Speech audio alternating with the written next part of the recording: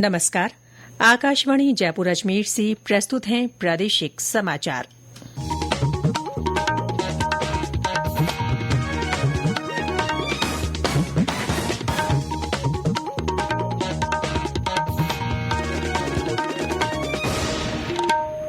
मुख्य समाचार। उप मुख्यमंत्री दिया कुमारी ने कहा, राज्य सरकार 2047 के विकसित भारत की संकल्पना को साकार करने की दिशा में प्रयासरत। केंद्र सरकार ने युवाओं में तंबाकू सेवन के दुष्प्रभावों से निपटने के लिए राज्यों और केंद्र शासित प्रदेशों को परामर्श जारी किया। ऑनलाइन खरीदारी के लिए सरकारी पोर्टल जैम ने विक्रेताओं और सेवा प्रदाताओं के लिए शुल्क कम किया। अब 10 लाख रुपए तक की खरीद पर कोई शुल्क नहीं। और राज्य में बारिश का दौर थमने के बाद दिन का पारा कुछ बढ़ा।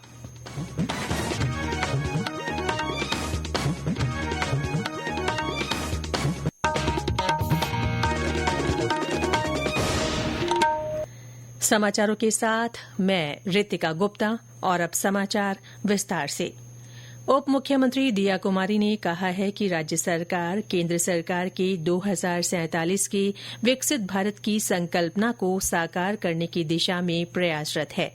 कल भीलवाड़ा में लघु उद्योग भारती के राजस्थान प्रदेश क्षेत्रीय सम्मेलन में उद्यमियों को संबोधित करते हुए उन्होंने कहा कि जिस गति से राज्य सरकार काम कर रही है, उससे राजस्थान न केवल इस देश का बल्कि पूरे विश्व का एक ग्लोबल इंडस्ट्रियल हब बनेगा। उन्होंने कहा कि राज्य में ज्यादा से ज्यादा निवेश लाने के लिए सरकार प्रयास कर रही है। विशेषकर भीलवाड़ा में भी टेक्सटाइल हब होने के कारण इस पर सरकार का ध्यान केंद्रित है। कार्यक्रम में उद्योग और वाणिज्य मंत्री कर्नल राज्यवर्धन सिंह राठौड़ ने राज्य के आर्थिक विकास और एमएसएमई सेक्टर की महत्ता पर जोर दिया। उन्होंने 2026 में लघु उद्योग भारती के सहयोग से राज्य में स्टोन मार्ट की घोषणा की।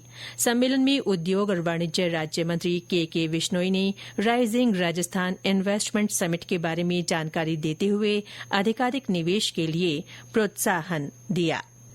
केंद्र सरकार ने युवाओं में तंबाकू सेवन के दुष्प्रभावों से निपटने के लिए राज्यों और केंद्र शासित प्रदेशों को परामर्श जारी किया है। इसमें केंद्रीय शिक्षा मंत्रालय और स्वास्थ्य तथा परिवार कल्याण मंत्रालय ने मुख्य सचिवों को तंबाकू मुक्त शैक्षणिक संस्थानों के संबंध में दिशा निर्देश और मैनुअल के प्रभावी कार्यान्वयन को सुनिश्चित करने को कहा है। परामर्श में तंबाकू सेवन के खतरनाक प्रभावों को रेखांकित किया गया है। इसमें विशेष रूप से नाबालिगों और युवाओं को तंबाकू और इलेक्ट्रॉनिक सिगरेट के उपयोग से बचाने के लिए तंबाकू मुक्त शैक्षिक संस्थान के लिए दिशा निर्देश जारी किए गए हैं। इस परामर्श में ग्लोबल युक्त टोबैको सर्वे 2019 के निष्कर्षों के हवाले से विशेष रूप से बच्चों और किशोरों पर तंबाकू सेवन के खतरनाक प्रभावों का उल्लेख किया गया है। प्रधानमंत्री नरेंद्र मोदी के नेतृत्व वाली सरकार के तीसरे कार्यकाल में पहले 100 दिनों में किए गए महत्वपूर्ण कामों के बारे में जानकारी देने के लिए आकाशवाणी जयपुर के प्रादेशिक समाचार बुलेटिनों में विशेष श्रृंखला चलाई जा रही है।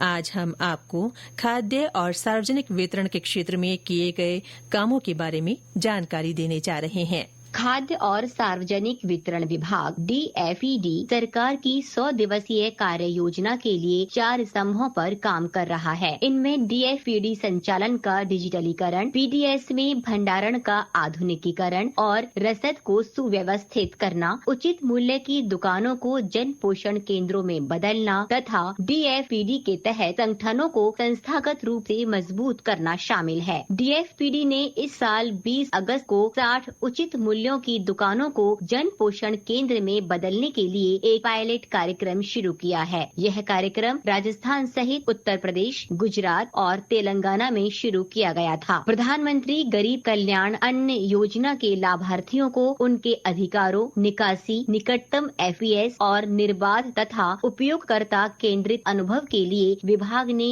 20 अगस्त से मेरा राशन 2.0 एप्लीकेशन शुरू की है। इससे DFED अधिकारियों की भी राशन कार्ड और PDS से संबंधित महत्वपूर्ण जानकारी तक पहुंच होगी। न्यूज डेस्क की रिपोर्टिंग के साथ समाचार कक्ष से मैं ज्योति पारीक। अजमेर के महर्षि दयानंद सरस्वती विश्वविद्यालय में आज अखिल भारतीय राष्ट्रीय शैक्षिक महासंघ की ओर से शिक्षक सम्मेलन आयोजित किया जाएगा। राज्यपाल हरिभाऊ किशन राव बागड़े भी कार्यक्रम में शिरकत करेंगे। सम्मेलन में राष्ट्रीय शिक्षा नीति के क्रियान्वयन, समसामयिक राष्ट्रीय विषयों पर चर्चा और शिक्षक समस्याओं पर गहन विचार विमर्श होगा। ये समाचार आकाशवाणी जयपुर अजमेर से प्रसारित किए जा रहे हैं। ऑनलाइन खरीदारी के लिए सरकारी पोर्टल जैम ने खरीदारी को आसान बनाने और अर्थव्यवस्था को अधिक समावेशी बनाने के लिए विक्रेताओं और सेवा प्रदाताओं के लिए शुल्क को कम कर दिया है। नई व्यवस्था के अनुसार अब 10 लाख रुपए तक की खरीद पर कोई शुल्क नहीं लगेगा। पहले ये सीमा 5 लाख रुपए ही थी। 10 लाख से 10 करोड़ रुपए तक की खरीद पर अब केवल 0.3% शुल्क देय होगा। 10 करोड़ रुपए से अधिक की खरीद पर 3 लाख रुपए का एक समान शुल्क लगेगा। वाणिज्य और उद्योग मंत्रालय ने कहा कि ये निर्णय सरकार की 100 दिनों की पहल का हिस्सा था। जैसलमेर जिले को हरा भरा करने के उद्देश्य से आज 1 घंटे में 5 लाख पौधे लगाए जाएंगे। हमारे संवाददाता ने बताया कि इस विशेष पौधरोपण अभियान का आयोजन प्रादेशिक सेना और जिला प्रशासन की ओर से जिले में चयनित 6 स्थानों पर किया जा रहा है। इस अभियान के तहत नीम, गुलमोहर, रोइडा, खिजड़ी, कुम्मट, करंज, शिमली और बेर के पौधे लगाए जाएंगे। इसमें भारतीय थल सेना, भारतीय वायुसेना तथा राजस्थान सरकार के विभिन्न विभागों की महत्वपूर्ण हिस्सेदारी होगी। अभियान को सफल बनाने में सभी सरकारी विभागों के अलावा स्वयंसेवी संगठन, सिविल सोसाइटी और अन्य सभी गैर सरकारी संगठनों, जनप्रतिनिधियों के साथ ही आम जन भी अपनी भागीदारी निभाएंगे। विशेष पौधरोपण अभियान को लेकर विशेष प्रबंध भी किए गए हैं। मनीष व्यास, आकाशवाणी समाचार, जैसलमेर। पर्यटन मंत्रालय ने ब्यावर जिले के मसूदा उपखंड के देवमाली गांव को देश का बेस्ट टूरिस्ट विलेज घोषित किया है। केंद्र सरकार द्वारा आगामी 27 नवंबर को नई दिल्ली में ये अवार्ड देकर सम्मानित किया जाएगा। ब्यावर जिला कलेक्टर उत्सव कौशल ने बताया कि पर्यटन मंत्रालय द्वारा सर्वश्रेष्ठ पर्यटन गांव प्रतियोगिता का आयोजन किया गया था। और ब्यौरा दे रही हैं हमारी अजमेर संवाददाता। देवमाली गांव कई मायनों में एक अनोखा गांव है। यहाँ आज भी सभी मकान मिट्टी से बने हैं। यहाँ के लोग आज भी धूमपान, शराब और मांसाहार का सेवन नहीं करते हैं। इस गांव को सामाजिक समरसता, भारतीय संस्कृति और प्राकृतिक संपदाओं के संरक्षण के लिए सम्मान से सम्मानित किया जा रहा है। मंत्रालय की इस पहल से क्षेत्र में पर्यटन को बढ़ावा मिलेगा और स्थानीय समाज का सामाजिक एवं आर्थिक विकास भी होगा। आगामी दिनों में प्रदेश सरकार द्वारा गांव को जोड़ने वाली सभी सड़कों का सुधार होगा। साथ ही अन्य व्यवस्थाओं का बिजली, पानी आदि के पुख्ता इंतजाम भी किए जाएंगे। इन सुधारों से गांव में पर्यटन को बढ़ावा मिलेगा और विकास के नए आयाम स्थापित होंगे। नीलिमा दहादीज, आकाशवाणी समाचार, अजमेर। प्रदेश में बारिश का दौर थमने के बाद कुछ स्थानों पर दिन का पारा बढ़ने लगा है। वहीं सुबह और रात को हल्की ठंड का भी एहसास होने लगा है। इस बीच पिछले 24 घंटों में कुछ स्थानों पर हल्की बारिश दर्ज की गई है। उदयपुर और जोधपुर में कहीं कहीं बरसात हुई।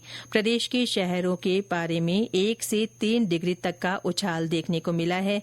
राज्य में सर्वाधिक 38.9 डिग्री सेल्सियस अधिकतम तापमान जैसलमेर में दर्ज किया गया। स्वच्छता ही सेवा पखवाड़े के तहत भरतपुर में मैराथन का आयोजन हुआ। मैराथन के जरिए युवाओं को स्वच्छता के महत्व के बारे में जानकारी दी गई। इस दौरान साफ सफाई रखने के साथ ही प्लास्टिक का उपयोग नहीं करने की अपील की गई। मैराथन में युवाओं ने उत्साह के साथ भाग लिया। इसके अलावा भारतीय जनता पार्टी के कार्यकर्ताओं ने भी बांके बिहारी मंदिर मार्ग में सेवा पखवाड़े के तहत स्वच्छता अभियान चलाया और बिहारी जी परिक्रमा मार्ग की साफ सफाई की। इसके अलावा नुक्कड़ नाटकों के माध्यम से भी स्वच्छता की अलख जगाई जा रही है। और अंत में मुख्य समाचार एक बार फिर। उप मुख्यमंत्री दिया कुमारी ने कहा है कि राज्य सरकार 2047 के विकसित भारत की संकल्पना को साकार करने की दिशा में प्रयासरत है। केंद्र सरकार ने युवाओं में तंबाकू के सेवन के दुष्प्रभावों से निपटने के लिए राज्यों और केंद्र शासित प्रदेशों को परामर्श जारी किया है। ऑनलाइन खरीदारी के लिए सरकारी पोर्टल जैम ने विक्रेताओं और सेवा प्रदाताओं के लिए शुल्क कम किया है। अब 10 लाख रुपए तक की खरीद पर कोई शुल्क नहीं लगेगा। और राज्य में बारिश का दौर थमने के बाद दिन का पारा कुछ बढ़ने लगा है। इसके साथ ही प्रादेशिक समाचार बुलेटिन समाप्त हुआ। नमस्कार।